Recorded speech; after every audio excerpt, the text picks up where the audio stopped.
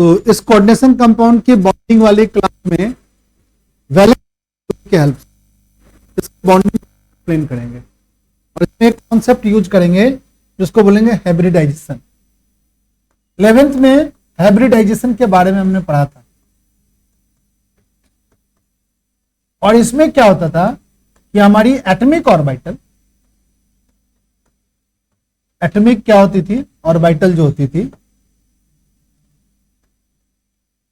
ये atomic orbital hybridised हो जाती थी और हाइब्रिडाइज्ड होकर के sp या sp2 या sp3 या sp2d या d2 sp2 या sp3 या sp3d2 जैसा हाइब्रिड ऑर्बिटल। ध्यान से देखोगे इसमें 2 d ऑर्बिटल, एक s ऑर्बिटल और 3 p ऑर्बिटल हाइब्रिडाइजेशन में क्या कर रहा है, पार्टिसिपेट कर रहा है। यानी यहां पर 6 ऑर्बिटल पार्टिसिपेट कर रहा है या इस वाले में भी 6 ऑर्बिटल पार्टिसिपेट कर रहा है। तो यहां पर हमारा जो कोऑर्डिनेशन कंपाउंड होगा उसका सेकेंडरी लिंकेज जो होगी, सेकेंडरी वैलेंसी जो होगी वो क्या होनी चाहिए, 6 होनी चाहिए। अगर 6 इस दोनों में से कोई एक हाइब्रिडाइजेशन क्या होगा, परफॉर्म करेगा। समझ गया? बट एक हाइब्रिडाइजेशन आपके पास कौन है बताओ, sp3 है। एक हाइब्रिडाइजेशन कौन है, sp3 है। sp3 में एक s, p के कितने 3 और एक है dsp2, एक dsp2। हमने dsp2 लिखा क्या, dsp2 तो sp2d लिखो। इसमें d ऑर्बिटल पहले लिखा भी सकता है और बाद में भी लिख सकते हैं, इसका मतलब अलग अलग है बट हम चर्चा करेंगे। बट इन दोनों में एक s, 2 p और एक क्या हो गया d ऑर्बिटल पार्टिसिपेट करेगा। यानी टोटल कितने ऑर्बिटल पार्टिसिपेट करेंगे, 4 ऑर्बिटल पार्टिसिपेट करेंगे और यहां पर जो कोऑर्डिनेशन नंबर होगा वो 4 होगा। समझते चले जाओ सही बच्चे। और हमने अभी पढ़ा भी है कि हमारी जो कॉम्प्लेक्स होती थी या तो कॉम्बिनेशन नंबर 4 होती थी या कोऑर्डिनेशन क्या होता था 6 होगा। उस जगह पर उस कोऑर्डिनेशन नंबर जिसके पास 6 होगा कोऑर्डिनेशन, उसकी ज्योमेट्री में हाइब्रिडाइजेशन जो होगा या तो sp3d होगा या dsp3 होगा। ठीक है? और जहां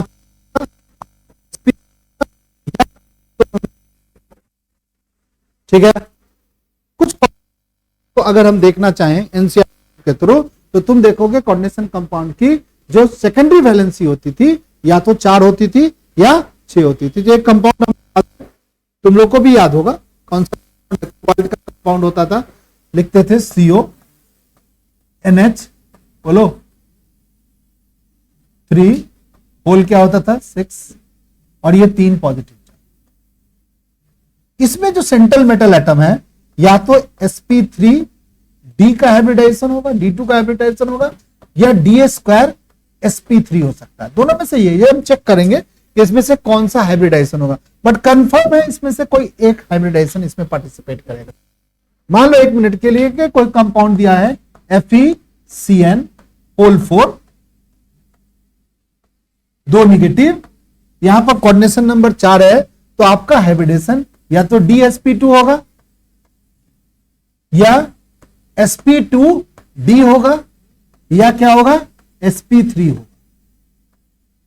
चेक करके देखना पड़ेगा कि कौन सा हाइब्रिडेशन यहां पर क्या करेगा, पार्टिसिपेट करेगा। यही चीज हमें यहां क्या करना है, देखना है किस कंपाउंड में क्या हाइब्रिडेशन होगी, उसकी क्या शेप होगी। जैसा सभी बच्चों को पता है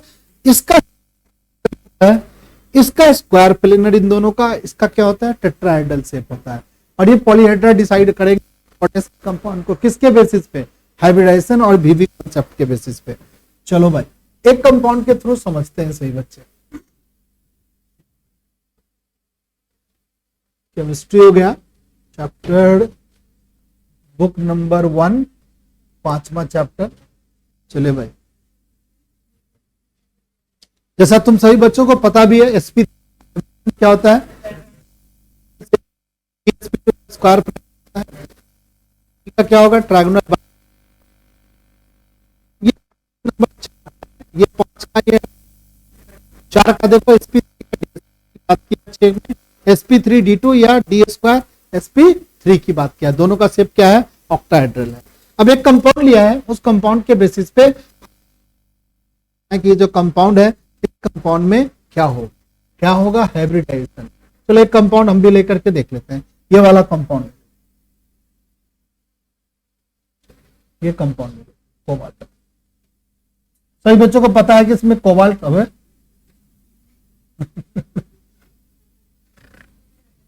तो रूपी बदल लिए कोबाल्ट साहब। कोबाल्ट के पास कितना वैलेंसी, 6 है। अगर पूछेंगे प्राइमरी वैलेंसी कितनी है, 3 है। सेंट्रल एटम कौन है, कोबाल्ट। लिगेंड कौन है, अमोनिया।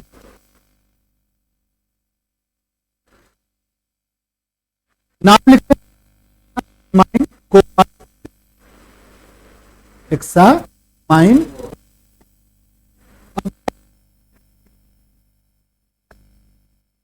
इसका सेंट्रल एटम का ऑक्सीडेशन नंबर कोबाल्ट का, पहले तो आप इसका ये लिख, इलेक्ट्रॉनिक कॉन्फ़िगरेशन लिख लो। कितना होता है भाई, 27 होता है। डी ब्लॉक एलिमेंट है, 3D कितना होगा भाई, 7 होगा। 4s क्या होगा भाई, 2। कोबाल्ट पर कितनी प्राइमरी वैलेंसी है, 3 प्राइमरी वैलेंसी है। इलेक्ट्रॉन कहां से जाएगा, सबसे पहले यहां से जाएगा और ये किसमें से जाएगा, क्या बनेगा, 3D बोलो, 6 बोलो, 4s 0। डी में कितने, ध्यान से देख लो फिर लिख लेना, समझ जाओगे तो ज्यादा अच्छा है, एग्जाम में आएगा आपके एग्जाम में। यह हमारा 3D ऑर्बिटल है, यह हमारा 4s ऑर्बिटल है, यह हमारा 4p ऑर्बिटल भी होगा क्योंकि फोर्थ सेल में 4p ऑर्बिटल भी होती है, सुनो, और ये 4d ऑर्बिटल भी होती है। बताओ कितने लिगेंड्स आए हैं बॉन्डिंग के लिए, 1 2 3 4 6 लिगेंड्स आए हैं, तो 6 ऑर्बिटल इसको चाहिए हाइब्रिडाइज्ड होने के लिए। ध्यान दे दो यहां पे, ठीक है ना, कुछ बच्चे ध्यान दे दो क्योंकि अगला टेस्ट कोऑर्डिनेशन कंपाउंड का ही है, और अगर इसमें नहीं लिखोगे तो पेरेंट्स को मैं बुलाऊंगा और बोलूंगा कि पढ़ नहीं रहा है बच्चा सब, ठीक है ना। आप लोग कर ही नहीं रहे ट्राई, आपको क्लास आपको मजाक लग रहा है तो बहुत दिक्कत। अब 6 इलेक्ट्रॉन्स को इसमें अकोमोडेट कराओ, 3d6 इलेक्ट्रॉन्स को, तो हमने ऑफ-बाउ रूल्स और हुंस रूल के अकॉर्डिंग आप 6 इलेक्ट्रॉन्स को अकोमोडेट कराओगे ऐसे। ये हमारा 6 इलेक्ट्रॉन्स है, बट कोबाल्ट कह रहा है कि हम 6 लिगेंड के साथ अटैच होंगे, 6 वैकेंट ऑर्बिटल चाहिए जिसको हाइब्रिडाइजेशन में पार्टिसिपेट करेगा। वैकेंट ऑर्बिटल, ये वाला वैकेंट ऑर्बिटल नहीं, ये फुलफिल्ड है या हाफ फिल्ड है। ये वाला हाफ फिल्ड है और ये सब क्या है, हाफ, सॉरी ये फुल फिल्ड है और ये दोनों क्या है, हाफ फिल्ड है, बट ये सब वैकेंट ऑर्बिटल है। ये वैकेंट ऑर्बिटल कहता है कि लोन पेयर इलेक्ट्रॉन्स जो अमोनिया देगा वो मैं रिसीव करूंगा। चलो भाई, तो ये वाला हाइब्रिडाइज्ड हो सकता है। ये सारे हाइब्रिड कितने लेने हैं भाई, 6 लेने हैं। एक यहां का ले लिया, 3 यहां का ले लिया और 2 यहां का ले लिया। क्या क्या हो गया, sp3d2। कैसे लिखेंगे, पहले s लिखेंगे फिर p3 लिखेंगे d2। अभी हमने हाइब्रिडाइजेशन 6 के केस में 2 तरीके का हाइब्रिडेशन पढ़ा है। एक पढ़ा है d² sp3 बोलते हैं, और एक बोलते हैं, ध्यान से सुनो, sp3d2 बोलते हैं। इस केस में आपका d orbital 3d orbital participate करेगा, इस केस में आपका d orbital 4d orbital participate करेगा। इसमें क्या होगा, s में क्या होगा, ये 4s पार्टिसिपेट करेगा और ये हमारा 4p पार्टिसिपेट करेगा। इसमें भी वही सीन है, डी ऑर्बिटल या तो अंदर वाला ऑर्बिटल 3d ऑर्बिटल पार्टिसिपेट करेगा या बाहर वाला। ये डिपेंड करेगा कि आपका लिगेंड कैसा है। ठीक है, लिगेंड जैसा होगा उसके अकॉर्डिंग डी ऑर्बिटल पार्टिसिपेट करेगा। अगर मान लिया जाए, इसीलिए हमने जब इस स्लाइड को तुम्हें लिखाया, ये स्लाइड इधर है, सुनो से तो हम लोगों ने कहा कि अगर एक होता है, एक जब 3d ऑर्बिटल पार्टिसिपेट करेगा तो इसको बोलते हैं इनर ऑर्बिटल और लो स्पिन और पेयर कॉम्प्लेक्स। फिर से समझेंगे, जब इनर 3d ऑर्बिटल पार्टिसिपेट करेगा तो इस कॉम्प्लेक्स को कैसा कॉम्प्लेक्स बनेंगे, स्पिन बोल सकते हैं, बोल सकते हैं। बट अगर 3d ऑर्बिटल पार्टिसिपेट करेगा तो उसको क्या बोलेंगे, आउटर ऑर्बिटल बोलेंगे, हाई स्पिन कॉम्प्लेक्स बोलेंगे, एसपी कॉम्प्लेक्स का नाम देंगे। अब कैसे पता स्पिन फ्री है, 3d पार्टिसिपेट करेगा, 4d पार्टिसिपेट करेगा, लिगेंड कैरेक्टर बिहेवियर पे पता चलेगा। अब ये जो लिगेंड है वो हमारा स्ट्रॉन्ग लिगेंड है। ये लिगेंड क्या है, स्ट्रॉन्ग लिगेंड है। जब ये स्ट्रॉन्ग लिगेंड है, अगर ये स्ट्रॉन्ग लिगेंड है तो ये जब लिगेंड कोबाल्ट के पास जाएगा ना, तो ये सारे इलेक्ट्रॉन्स जो अनपेयर्ड है इसको कहेगा पेयर हो जाओ, तो कहेगा पेयर हो जाओ, तो कहेगा यस सर पेयर हो जाता हूं, क्योंकि ये लिगेंड्स स्ट्रॉन्ग लिगेंड है। कितने ऑर्बिटल्स हैं इसमें, 5 हैं। ये सारे इलेक्ट्रॉन को कहे कि डब्बे में अपने अपने पेयर हो जाइए सभी बॉस। ये तो कहेगा भैया मैं तो पहले से ही पेयर हूं, चलो भाई हम दोनों भी पेयर हो जाते हैं, हम दोनों भी पेयर। अब कहेगा ये 3d ऑर्बिटल्स खाली हो गया। ठीक है, अब 3d ऑर्बिटल्स, यहां वाला ये वाला ऑर्बिटल्स, 2 ऑर्बिटल ये ले लिया, एक 4s का ऑर्बिटल ले लिया और एक कितना लिया बताओ, 4p का ऑर्बिटल। क्या आगे वाला ऑर्बिटल की उसे जरूरत है, नहीं जरूरत है। ऐसा क्यों हुआ, क्योंकि लिगेंड, ये जो लिगेंड्स है अमोनिया, वो स्ट्रॉन्ग लिगेंड्स है। स्ट्रॉन्ग लिगेंड क्या करेगा, ये जो अनपेयर्ड इलेक्ट्रॉन्स है उसको कहेगा पेयर कर दो। जैसे ये है ना अकेला बैठा हुआ है, इसको कहेगा उठो वहां चले जाओ, ये पूरा सीट खाली चाहिए मुझे। ठीक है, ये कौन कर सकता है, जो स्ट्रॉन्ग आदमी होगा, जैसे मैं, हम जैसा आदमी इसको बोल सकता है स्ट्रांगली जाओ उधर जाओ। पर और तुम लोग के पास इतनी ताकत नहीं है कि उसको उठा सकते हो, क्योंकि तुम भी स्टूडेंट हो, वो भी स्टूडेंट है, एनर्जी लेवल सेम है, ऐसा काम नहीं कर सकते। तुम कर रहे हो, गलत कर रहे हो सकता है तुमको वो उल्टा जवाब देगा। ठीक है, तो अपना जहां पर मन करता है बैठ ले, मैं तो यहीं बैठूं, बट मैं कहूंगा तो हो सकता है ये क्या हो, हमारी बात मान लो कि सर जी कह रहे हैं, चलो यार मान लेते हैं, वही वो सर जी है, ये सर जी ने कहा कि के बैठे हुए हैं सब, ठीक है, सभी पेयर में। और ये एस ऑर्बिटल और पी ऑर्बिटल कितने चाहिए, कितने अमोनिया साहब आए हैं भाई, 6 अमोनिया साहब आए, 6 ऑर्बिटल इसके लिए चाहिए। 6 ऑर्बिटल में क्या होगा, 1 2 3 4 5 6। अब सभी ऑर्बिटल्स क्या होंगे भाई, इसकी एनर्जी अलग अलग है, तो कौन सा आएगा भाई, हाइब्रिडेशन का कॉन्सेप्ट आएगा। हाइब्रिडेशन के कॉन्सेप्ट क्या करेगा, ये सब अपने एनर्जी को क्या करेगा बताओ, इंटरमिक्स करेगा और एक हाइब्रिड ऑर्बिटल बनाएगा जिसको बोलेंगे sp3 d2sp3 हाइब्रिड ऑर्बिटल बनाएगा। और सबका एनर्जी क्या हो जाएगा, अब सेम हो जाएगा, एक जैसा हो जाएगा। कितने बॉक्स बनेंगे भाई, 1 2 3 4 5 6। अब ये सारे बॉक्स की जो हाइब्रिडाइजेशन होगी वो d2sp3 होगी, और इस बॉक्स का जो शेप होगा वो ऑक्टाहेड्रल शेप होगा। कैसा होता है ऑक्टाहेड्रल, तो बीच में कोबाल्ट भैया होंगे और 4-6 बाउंड बनाने के लिए कुछ इस तरीके का ये फील्ड जनरेट, ठीक है। और 5 वैकेंट ऑर्बिटल से अमोनिया आएगी, यहां पर एक अमोनिया जुड़ जाएगी अपने लोन पेयर के साथ, दूसरा अमोनिया यहां जुड़ेगा, तीसरा अमोनिया यहां जुड़ेगा, चौथा अमोनिया यहां जुड़ेगा, 5वां अमोनिया यहां जुड़ेगा और छठा अमोनिया उस जगह पे जुड़ जाए। अमोनिया जुड़ जाओ भाई,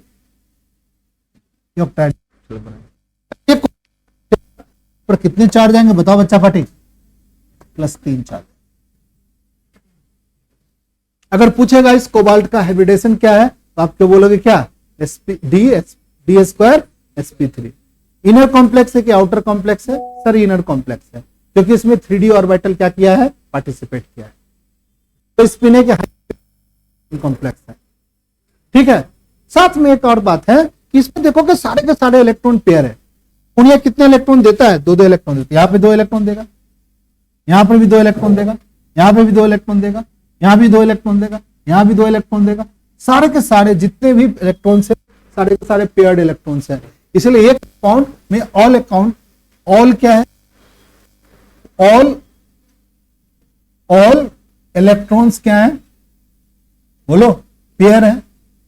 जब ऑल इलेक्ट्रॉन पेयर है तो बताओ वो सब्सटेंस कैसा होता है। मैग्नेटिक प्रॉपर्टी बता दो, कोई बच्चा नहीं पता है ना तुम लोग को?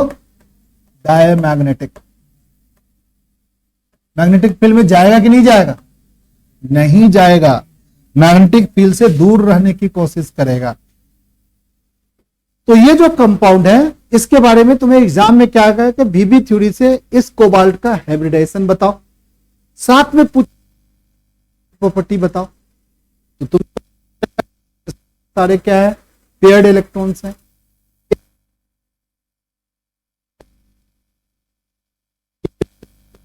यहां पर मैग्नेटिक फील्ड है, इसमें कोई डायमैग्नेटिक सब्सटेंस रखोगे तो जंप करके बाहर भाग जाएगा, क्योंकि उस मैग्नेटिक फील्ड में वो रहना नहीं चाहता। चलो एक बात और, अब ये कोबाल्ट के साथ एक और लिगेंड लाते हैं, उस लिगेंड का नाम हो गया फ्लोराइड लिगेंड। चलो भाई आ जाओ सही बच्चे, ये कोबाल्ट हो गया और F6 आया और यहां पर 3 निगेटिव आया, ऐसा कॉम्प्लेक्स दे दिया और इसको कोऑर्डिनेशन स्फीयर ऐसे लगा दिया। इस बार लिगेंड कौन है बताओ? फ्लोराइड। हम लिखेंगे कोबाल्टेट 3। क्यों कोबाल्टेट 3 भाई? क्योंकि जब निगेटिव चार्ज होता था तो उसके नाम के एंड में 8 लगते थे। कॉम्प्लेक्स का सेंट्रल मेटल एटम का ऑक्सीडेशन नंबर निकालते हैं, ये x हो गया, ये -6 हो गया, बराबर -3 हो गया। x बराबर क्या हो गया बताओ? +3। कोबाल्ट का सेम टू सेम स्ट्रक्चर वैसे ही बनाएंगे। कोबाल्ट +3 के स्ट्रक्चर में कैसे बनाएंगे? कोबाल्ट +3, ये इसकी प्राइमरी वैलेंसी है। कोई बच्चा बता दो सेकेंडरी वैलेंसी कितनी है? कौन? पिछले बात क्या था? इसमें क्या था? न्यूट्रल लिगेंड था। यहां पर क्या था? नेगेटिव चार्ज वाला। ये लिगेंड बेचारा वीक लिगेंड है। अब तुम्हें कैसे पता चलेगा कौन वीक है कौन स्ट्रांग है? इसकी एक सीरीज दी हुई है जिसको हम लोग स्पेक्ट्रोकेमिकल सीरीज बोलेंगे आगे चल करके। उस सीरीज से आपको बता देंगे हम कि कहां तक आपको लिगेंड को स्ट्रांग मानना है और किस किस को क्या मानना है, वीक मानना है। अब कर लो एग्जाम के लिए स्ट्रांग लिगेंड और फ्लोराइड क्या है हमारा, वीक लिगेंड है। अब इस कोबाल्ट का अगर 3D का स्ट्रक्चर, कोबाल्ट +3 का स्ट्रक्चर बनाओगे तो क्या लिखेंगे बताओ? 3D6, 4s क्या बनाओगे? 0। बोलो बच्चा पार्टी, 4p क्या बनेगा? 0 और 4d भी क्या बनेगा? कोबाल्ट अपने 6 3D ऑर्बिटल का कॉन्फ़िगरेशन कुछ ऐसा बनाएगा। इसमें 2 इलेक्ट्रॉन्स होगा, एक यहां, एक यहां, एक यहां, एक यहां। 4s यहां पे रहेगा, 4p यहां रहेगा और 4d का ऑर्बिटल्स कुछ इस तरीके से। अब ये कोबाल्ट बॉन्डिंग करना चाहेगा किससे भाई? फ्लोरीन से। अब ये फ्लोरीन आएगा, 6 फ्लोरीन देखेगा कोबाल्ट की ये स्थिति, बट इस बार फ्लोरीन जो है ना उसमें इतनी ताकत कि ये सारे इलेक्ट्रॉन्स को कहेगा कि पेयर कर दो। ए लड़की ध्यान दो, यहां इस कोबाल्ट के पास ये जो फ्लोरीन कहेगा इस कोबाल्ट को कि सारे इलेक्ट्रॉन्स को पेयर कर दो। ये क्या है? वीक लिगेंड्स है। कैसे लिगेंड्स है ये? Week ligand. तुम्हें नहीं पता है बट तुम धीरे धीरे समझ जाओगे कौन वीक है कोई कौन है। सारे